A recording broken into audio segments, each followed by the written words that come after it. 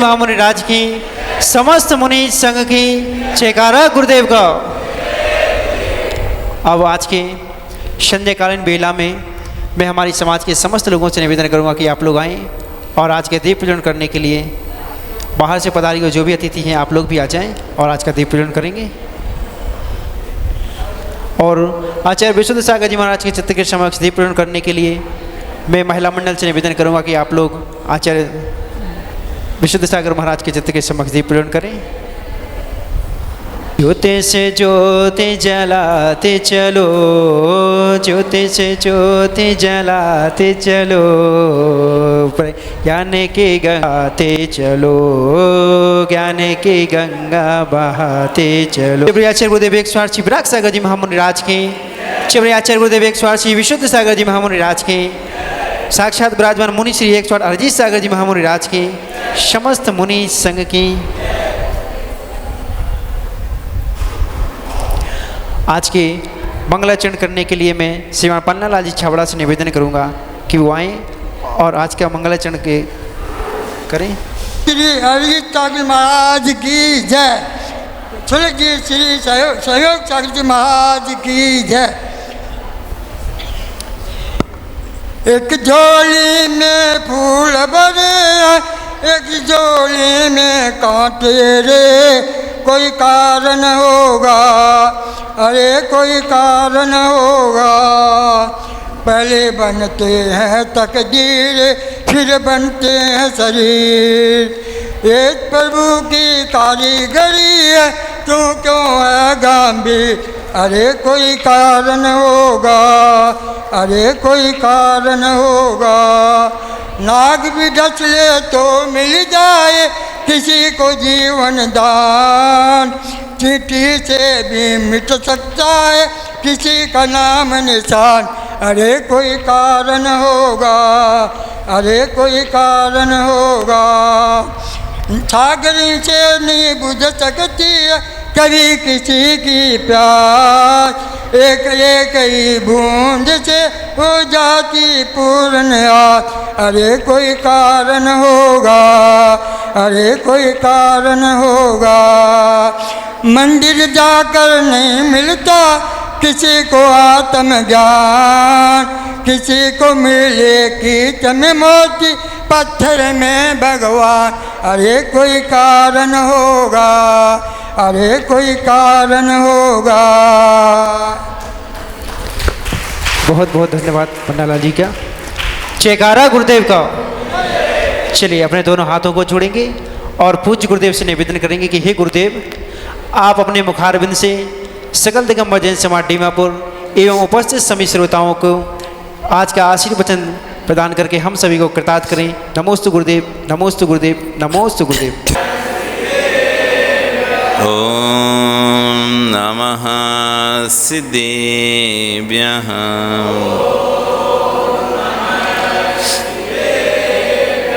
ओम नमः सिद्धेभ्यः।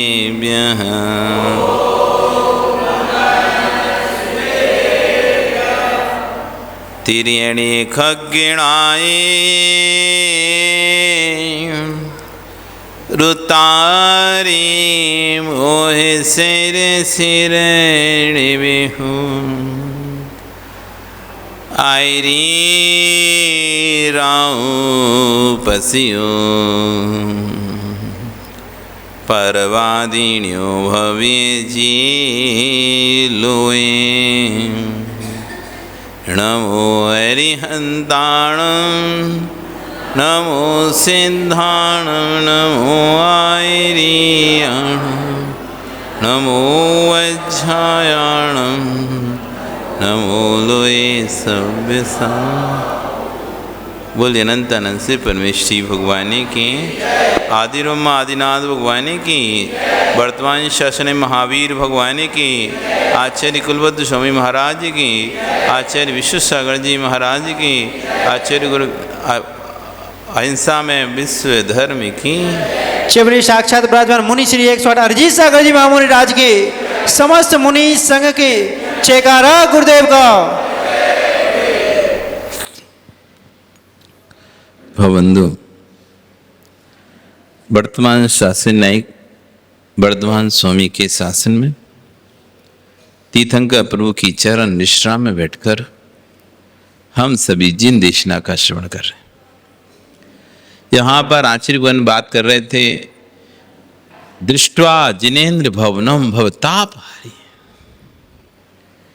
जिनेन्द्र देव का मात्र भवन ही देख लें तो भव के ताप नष्ट हो जाते हैं। मात्र दूर से यदि आपको शिखर के भी दर्शन होते हो, वो शिखर आपके अनेकों अनेकों भव के ताप को नाश कर देती है। इसी बात को आचार्य कह रहे थे, वे जीव पुण्यात्मा हैं, वे जीव अच्छे पुण्यात्मा जीव हैं जिनके भवनों से जिन भवन दिखाई देते हैं। आप लोग हो कि नहीं? सब आपके आसपास ही यहीं रहते हो, बिल्कुल आसपास ही। अपने घर से मंदिर की शिखर दिखाई देती नहीं देते आप? आचार्य घर में बड़े पुण्यात्मा देखती, माँ दिख रही ना सबको? हाँ, देखती नहीं देखती हैं? भगवान भी दिखाई देते हैं और शिखर भी दिखाई देती है। तो कह रहे हैं वे बड़े पुण्यात्मा जीव हैं। कौन से? जिनके भवनों से जिन विभाग दिखाई देता है। मंदिर में शिखर तो होना ही चाहिए। अपने यहाँ तो है बहुत अच्छी शिखर, बहुत बहुत ऊंची और बहुत बढ़िया शिखर है, और शिखर पर चारों तरफ भगवान भी है। क्यों होना चाहिए दर्शन घर से मंदिर के शिखर के? जब वृद्ध अवस्था आ जाए और मंदिर कोई ले जाना वाले ना हो। अब बहुत से लोग होता ना, घर में बैठे रहते हैं, वो 8 मंजिल है, 6 मंजिल है, लिफ्ट है नहीं है। सभी घरों में तो, सभी मल्टी में तो लिफ्ट है नहीं है। अब जो पुरानी मल्टी उनमें तो लिफ्ट है ही नहीं है। और घर कौन सी मंजिल पे मिल गया तुमको? हैं? कोरोना में शिखर ही काम आए। पुण्यात्मा जीवों ने तो भैया दर्शन करके ही भोजन किया। कोरोना में भी जिनके घर मंदिर के पास थे, क्योंकि नव देवता में हमारा मंदिर भी एक देव है। अर्यंत सिद्ध आचार्य उपाध्याय साधु, जिन धर्म जिनागम जिन चैत्य और जिन चैत्यालय। चैत्यालय नहीं जहां पर चैतन्य भगवान रहते हैं, उस मंदिर को चैत्यालय बोलते हैं। तो नव देवताओं की आप पूजा करते हैं, नव देवताओं की मैं सदा अर्चना करूं। तो नव देवता में मंदिर एक देव है। तो जिनके देव दर्शन के नियम थे, और कोरोना में जो मंदिर जिन शिखर में ही मान लो प्रतिमा ना भी होती, शिखर के भी दर्शन होते, तो आपको भगवान के दर्शन करने का भी पुण्य मिलता। नव देवों में चैत्य हमें भगवान के नहीं हो रहे, लेकिन भगवान के मंदिर के तो हो रहे हैं। तो वे बड़े पुण्यात्मा है। वृद्ध अवस्था में मंदिर नहीं पहुंच पाया तो कम से कम शिखर की वंदना करके भक्त आपको दूर तो कर लेगा। अभी तो मंदिर दौड़ दौड़ कर आ रहे हो, कदाचित ऐसी स्थिति आ जाए, शरीर में असाता का उदय आ जाए, किसी प्रकार का पैर फ्रैक्चर हो जाए। आजकल तो पैर फ्रैक्चर में कितनी देर लगती है? एक बाथरूम में स्लिप हुए नहीं, पट्टा। कुछ नहीं, एक थोड़े से गिरे नहीं, पट्टा। पहले तो 5-5 मंजिल से गिर जाए तो पट्टा नहीं चढ़ते थे, तो बाथरूम में स्लिप होते हैं। क्या हो गया? वो बाथरूम में गए थे, जब बन रहा था मकान, तब अच्छा चिकना करना भैया, अच्छा कैसा तुमने खरदरा करा, अच्छा चिकना करो, चिकना बिल्कुल चिकना करवा रहे थे। अब जैसे ही गिर गए, भैया इस पे खुरदरे वाले टाइल्स लगवाओ। ऐसे खुरदरा खुद नहीं चिकना कराया, अब टूट गए तो खुद ही खुरदरा करा रहे। कब टूट जाए तुम्हारे हाथ पैर? किंचित भी भरोसा नहीं, हाथ पैरों में दम ही नहीं है। आज शरीर इस तरह के हो चुके हैं, थोड़ा सा वजन नहीं उठा पाते, थोड़ा सा भूखे नहीं रह पाते, थोड़ा सा गिर जाएं जरा में हड्डी टूट जाती है, थोड़ा सर्दी जुकाम हो जाए तो डॉक्टर के पास जाना पड़ता है, थोड़ा सा बुखार आ जाए तो गोलियां खानी पड़ती है। आज हर एक भी बीमारी ऐसी नहीं रह गई। पहले तो 2-4 दिन तो ऐसे निकाल लेते थे, बिना दवाई के निकल जाता था। और फिर दवाई भी लेते थे तो कौन सी? देसी। भैया सौंठ खा लो, हल्दी पिला दो, हल्दी का दूध पिला दो, सौंठ खिला दो, लौंग पीस के दे दो, ये दे दो, वो दे दो, काढ़ा बना दो, हो जाएगा ठीक। इसकी आवाज कम करना थोड़ा सा। नरेंद्र, आवाज कम करो थोड़ी सी।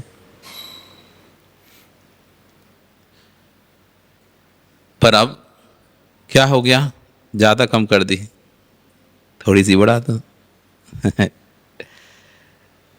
और अब स्थिति ऐसी है कि जैसी बीमार होता है तुरंत दवाई चाहिए, कुछ नहीं रखा इस शरीर में।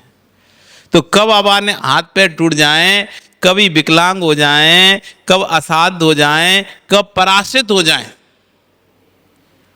अब तो भाई सब लोग अपनी अपनी व्यवस्था बनाना शुरू कर दो, किसी के भरोसे मत रहो, ना बेटों के, ना बेटी के, ना पड़ोसी के, ना अड़ोसी के, ना किसी के। अपनी व्यवस्था स्वयं कर लो। अब कोई का साथ देने वाला नहीं है। अब भाव छोड़ दो, बुढ़ापे की सहारा, बुढ़ापे की लाठी। अब गई लाठी, टूट गई बा लाठी। अब तो तुम खुद ही अपनी लाठी बन जाओ। अब बेटों को तुमने भेज दिया सबको पढ़ने बाहर, बेटों को तो पढ़ने भेज दिया। जैसे कहते ना, शेर के मुंह में एक बार खून लग जाए तो फिर तो अब भैया इसको जंगल में भेज दो।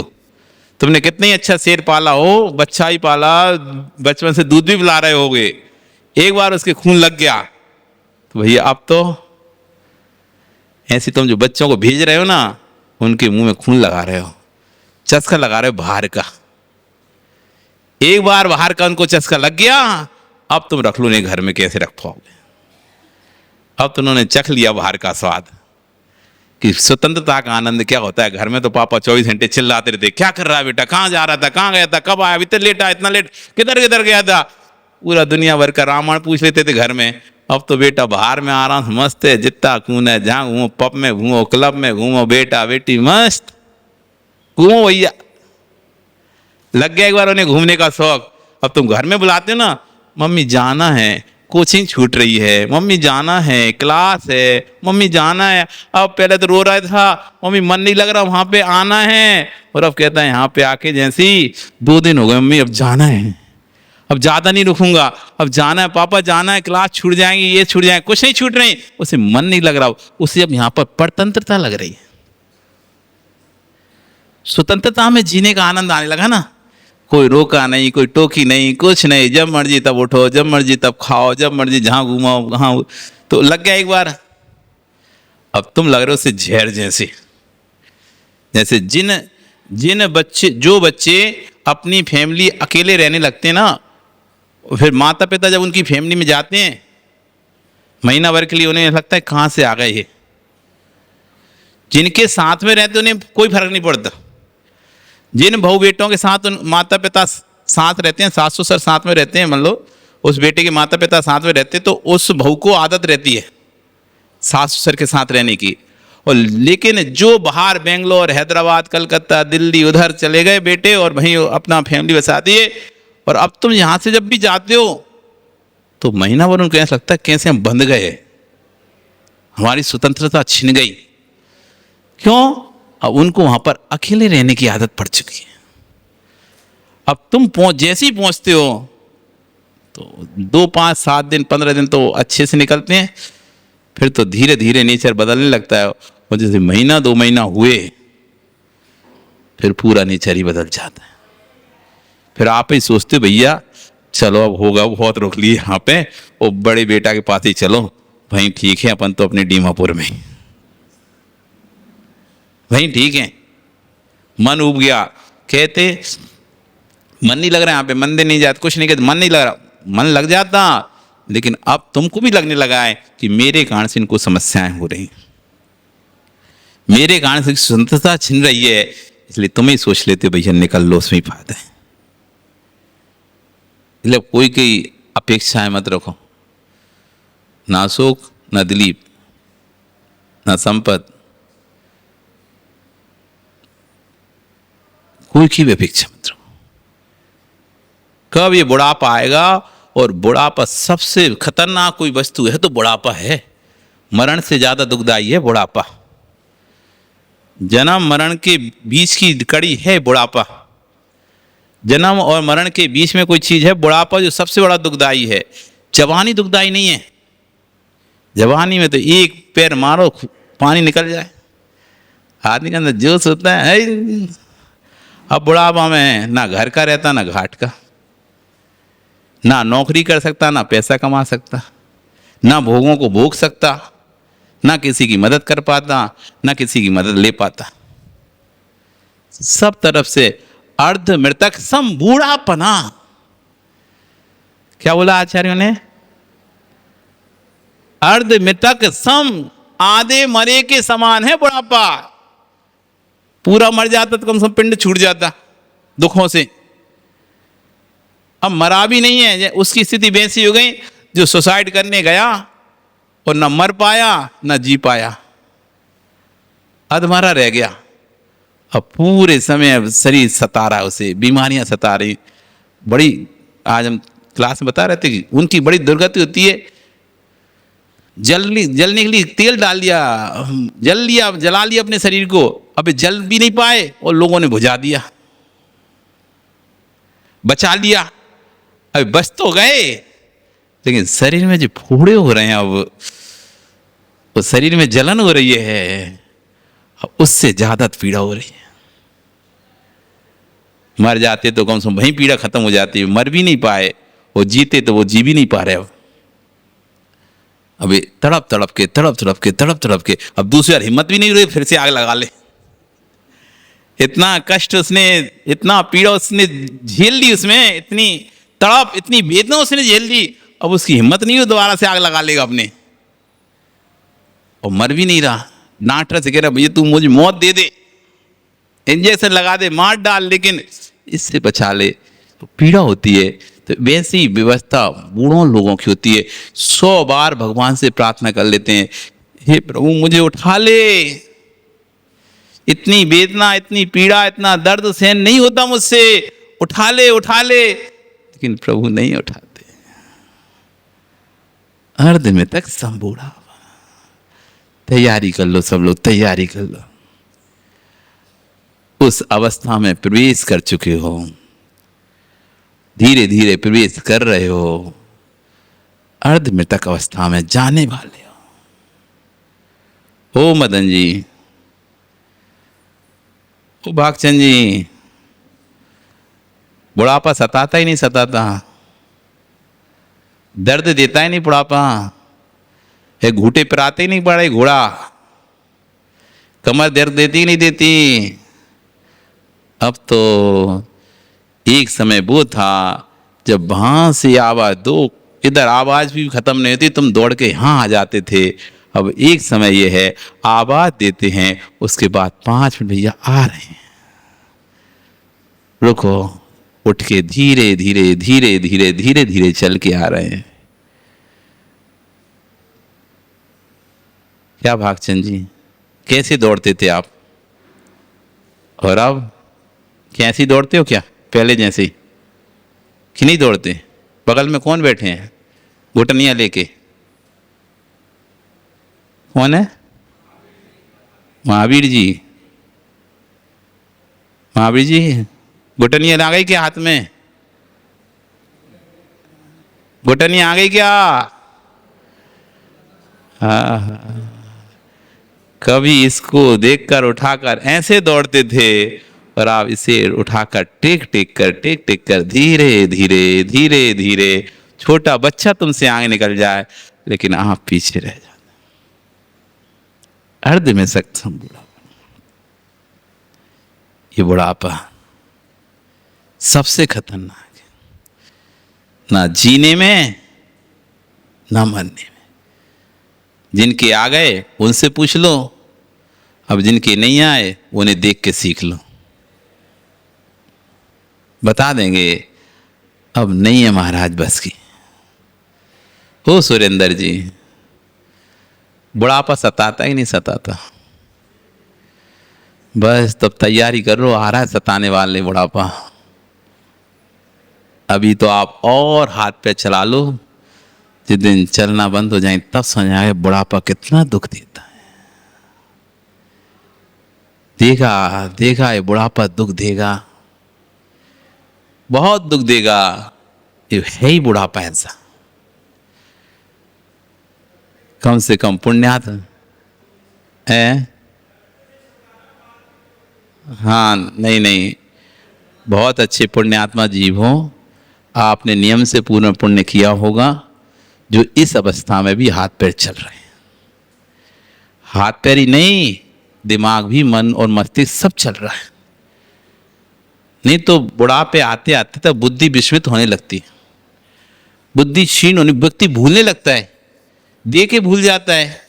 पैसा दिया भूल गया किसको दिया था, याद ही नहीं रहता मैंने किसको दिया था। सामान रख के भूल जाते हैं, सर चश्मा रखा और फिर ढूंढते रहेंगे चश्मा कहाँ रख दिया। बुढ़ापे में पर तीर पुण्यात्मा जीव हैं जिनको बुढ़ापे में भी व्यापार अच्छे से कर रहे हों, अच्छे से अपना परिवार चला रहे हों, बुद्धि विवेक अच्छे से काम कर रहा है, ये पूर्व का पुण्य चल रहा है भैया सुरेंद्र जी, पूर्व का पुण्य चल रहा है। कर लो जितना जब तक चल रहा है, मन मस्तिष्क दिमाग जब तक चल रहा है, बुद्धि विवेक चल रहा है, हाथ पैर चल रहे हैं, तब तक जितना धर्म करना है कर लो। फिर भरोसा नहीं है। आज हाथ में है तो कर लो, कल हाथ पछाड़ना पड़ेगा ना, तब नहीं कर पाओगे। अभी हाथ में है तो कर लो, आपके हाथ में है, चाबी जब तक हाथ में है, व्यापार आपके हाथ में है, धन संपत्ति आपके हाथ में माताओं, तब तक कर लो जितना दान पुण्य करना है। फिर जिस दिन चाबी हाथ से चली जाएगी, आज नहीं तो कल तो जाएगी ना चाबी हाथ से, कभी तो छोड़ना ही पड़ेगा ना चाबी। अभी कितनी खुरस लो इधर, चाबी छल्ला बजाती फिरो, पर उसको देख लेना, उसकी कितनी पूजा कर ले, अगरबत्ती लगा लेना, एक दिन ये चाबी छल्ला किसी दूसरे की, तुम्हारी सासू की कमर में खुरसा रहता था तो तुम्हारी कमर में आ गया। अब तुम्हारी कमर से तुम्हारी बहू की कमर में जाने में देर नहीं लगेगी। समय आ जाएगा जब तुम्हें 10 रुपये भी मांगना पड़ेगा। वो समय आए उससे पहले कर लो जितना दान पुण्य करना है, जितना धर्म करना है, जितना पूजा पाठ भगवान की भक्ति करना है, आंखें की रोशनी जाए। अब तो हर दूसरे बच्चे को चश्मा दिखाई देता है जी, तो हर व्यक्ति की आंखों में चश्मा। आप पहले तो भी 40 साल 50 साल 60 70 साल में चश्मा चढ़ते थे, और सुरेश जी देखो अभी भी चश्मा नहीं लगाए, और सुरेंद्र भी नहीं दिख रहे चश्मा लगाए। हम अच्छे दिख रहे हैं, हम दिख रहे ही नहीं दिख रहे क्या सुरेंद्र जी? हम दिख रहे हैं आपको, हम दिख रहे हैं कि आपको देख रहे हो ना? देखो कितनी अच्छी आंख, कितनी दूर का व्यक्ति को एकदम साफ स्पष्ट क्लियर दिख रहा है, अभी चश्मा नहीं लगाए। और आज के बच्चे से देखो आप, पैदा होने के बाद मोटा चश्मा। पढ़ाई करना पड़ता है, 5 साल नहीं हुए, 7 साल का नहीं हुआ, 10 साल का नहीं हुआ, वो ललित तुम अब देखना बच्चों, कितने बच्चों को चश्मा लग रहे हैं। नहीं, अब आंखों में रोशनी नहीं बची लोगों के। तो भैया अब अपनी भी बुढ़ापा जैसे जैसे आता है तो रोशनी भी कम होती जा रही है। तो जब तक भगवान दिख रहे हैं, देख लो देख लो देख लो, फिर अंधे हो जाओगे, आंख से अंधे हो जाओगे, धर्म फिर कर नहीं पाओगे, धर्म कर मस्त जवानी में बुढ़ापा किसने देखा है। कर लो मस्त जवानी में धर्म, कर लो, बुढ़ापा किसने देखा है। हाथ से लूले हो जाओगे, आहार फिर दे नहीं पाओगे, आहार दे मस्त जवानी में बुढ़ापा किसने देखा है। अब क्या होने वाला है सो जी पता नहीं है, इसलिए दे लो भगवान का खूब अभिषेक कर लो, पूजन कर लो, गुरुओं को दान दे लो, बुढ़ापा किसने देखा है। अभी तो मंदिर दौड़ दौड़ कर आ जाना, कदाचित मंदिर ना पहुंचाओ, शरीर काम ना करे तो ऐसे स्थान पर पहुंच जाना जहां से मंदिर का शिखर दिखता हो। तो कम से कम खिड़की में से खिड़की खोलूं तो तेरा, फिर गाना ये गाना, अभी नहीं गाना, कब गाना? वीर प्रभु तेरे दर पर, क्या मेरे घर के आगे वीर प्रभु तेरा मंदिर बन जाए, जब खिड़की खोलूं तो तेरा, जब हाथ पैर टूट जाए ना तब गाना कि जब खिड़की खोलूं तो तेरा दर्शन हो जाए। अभी तो हाथ पैर साबत है तो आँख ही करना दर्शन, नहीं तो बोले महाराज जी खिड़की से कर ले रहे दर्शन, दरवाजा हटाए दर्शन हो गया काम। नहीं, अभी नहीं गाना ये गाना। जब हाथ पैर टूट जाए ना, तब बुढ़ापा आ जाए, चलते फिरते नहीं बने, कुछ काम नहीं हो पाए, तब गाना ये गाना कि खिड़की खोलूं तो तेरा दर्शन हो जाए। ऐसे स्थान पर रहना प्रारंभ कर देना। अभी से व्यवस्था बना लो कि बुढ़ापे में जब हमारे हाथ पैर नहीं चलेंगे और बेटा हमें मंदिर नहीं लेके जाएगा तो हम कैसे करेंगे। कम से कम ऐसे स्थान पर रहना प्रारंभ कर दूं जहां से मुझे मंदिर का शिखर तो कम से कम दिखता रहेगा। दृष्टम जिनेन्द्र भवनम भवतापहारी, जो जिनेन्द्र के भवन को देखता है, ऐसा जीव संसार रूपी ताप से दूर हो जाता है। आश्चर्य कह रहे हैं, दृष्टम जिनेन्द्र भवनम सुप्तोति तेने सुमकेन सुमंगलाए। सोकर जब भी मैं सुबह उठूं सबसे पहले तो सबसे मंगलभूत कोई वस्तु है, हे भगवान आपका मुख ही है। तो सोकर जैसे उठूं तो मुझे मंदिर की शिखर दिखे, नहीं तो आपका मुख दिखे। सुबह से सबसे पहले मंगलभूत कोई वस्तु है तो दृष्टम जिनेन्द्र भवनम, भगवान का भवन है। इसलिए भैया जब लोग आप सो के उठते हो ना, ऐसे स्थान पर आंख खोलो जहां से तुम्हारी सीधी दृष्टि कोई फोटो पर जाए भगवान के, अथवा महाराज के फोटो पर जाए। जैसी आंख खुले तो सबसे पहले वो देखे, किसी नारी का किसी पुरुष का चेहरा ना देखे, सबसे पहले हमें भगवान का चेहरा देखे। किसका चेहरा देखे? भगवान का चेहरा। ऐसी जगह फोटो लगाना चाहिए, आंख खुले सो भगवान ही देखें, आंख बंद करें तो भगवान को देखकर आंख बंद करें, और आंख खोले तो सबसे पहले दर्शन किसी के चेहरे के ना हो, भगवान के चेहरे के। इसलिए अपने कक्ष में लगाओ। बहुत से लोग कह रहे बेडरूम में नहीं लगाना चाहिए बेटे। पाप की दुनिया भर के फोटो तो बेडरूम में लगा लेते हो, धर्म के फोटो लगाने दो। कम से कम धर्म देखोगे तो कम से कम धर्म के फोटो रखे तो याद रहेगा तुम जैन हो। पाप करने से पहले 100 बार सोचना हम जैन हैं, मैं जैन कुल के अनुसार ही पाप कर रहा हूँ, आचरण करना है मुझे, उन्हें अनाचार नहीं करना है। अतिक्रम व्यतिक्रम अतिचार अनाचार मुझे नहीं करना है, मैं जैन हूँ। बोध होता रहना चाहिए तुम्हें, मैं क्या कर रहा हूँ, मैं जैन हूँ। आँख खुले तो प्रभु का मुख देखे। भगवान जिनेन्द्र के भवन के दर्शन मात्र से भव का ताप दूर कर देते हैं। जब शिखर देखो तो लहराती ध्वजा को जरूर देखना, और उस ध्वजा से पूछना, हे ध्वजा तेरा नियत स्थान कौन सा, कौन सी दिशा में तोड़ती है? तो ध्वजा कह देगी मेरा कोई नियत स्थान नहीं है, जिस ओर हवा चलती है मैं उस ओर चली जाती हूँ। भैया ऐसी जिस ओर हवा चलने से ध्वजा चल जाए, वैसी जिस ओर तेरा पुण्य की हवा चलेगी उसे लोग भी मुड़ जाएंगे। ये मत सोचना कि लोग तुम्हारा साथ देंगे। जिस ओर पुण्य की हवा होगी उस ओर सारा संसार साथ होता है। हवा मुड़ गई तो सारे चेहरे भी मुड़ जाते हैं। आपका कल फिर आओगे, चर्चा करेंगे। हवा मुड़ने से ध्वजा मुड़ जाती है, पुण्य मुड़ने से लोग मुड़ जाते हैं। हवा मुड़ने से ध्वजा मुड़ जाती है, पुण्य मुड़ता है तो संसार भी मुड़ जाता है। आओगे ना कल? आओगे तो फिर चर्चा करें। बोली भगवान महावीर स्वामी की।